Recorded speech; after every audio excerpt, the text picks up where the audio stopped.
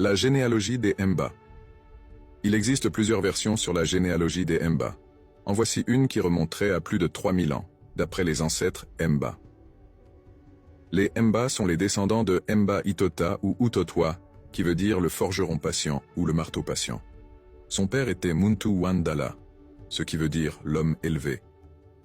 Muntu Wandala a eu 8 enfants, 7 garçons et une fille cadette. L'aîné était Bangu, le deuxième Mba Itota, ensuite Songé, Luba, Kalaangua, Zimba qui veut dire maison, Holoholo et Lega la dernière.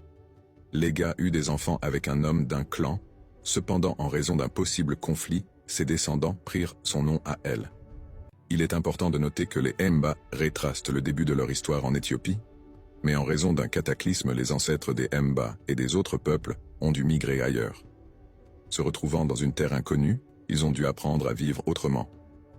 Au fil du temps et au fur et à mesure que la population croissait, les gens se séparèrent en fonction de leur famille.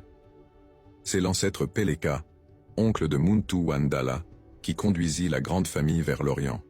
La terre où les Mba et leurs frères habitaient était la terre des Nanga-Nanga. Nanga-Nanga est le surnom qu'on donne aux gens de grande taille.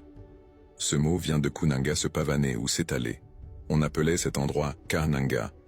Les Mba ont plusieurs lignées et clans qui existaient déjà avant que les différentes familles deviennent tribus. Voilà pourquoi on trouve des clans ou lignées similaires dans plusieurs tribus ou les mêmes totems, par exemple ceux qui ne peuvent pas consommer de pangolin. Tous les clans ou chefferies Mba viennent de noms d'ancêtres fils directs de Mba Itota. Par exemple les Bena Mambowe, fils de Mambwe ont pour ancêtre Mambwe Waluboye, ce qui veut dire la pierre en mouvement. La pierre qui annonce ou lance pierre. Le lieu où les Benamamwe ont vu le jour porte toujours un nom similaire à 2 lettres près. Si on retire le B et le W est remplacé par R. Les ancêtres Mba ont migré au fil du temps en raison de driver raison jusqu'au Congo RDC. En voyant les verts pâturages et les immenses forêts de la RDC, les ancêtres disaient que le Maniema sera la forêt impénétrable où personne ne viendrait les déranger et où ils vivront en paix avec leurs enfants sans guerres ou famine.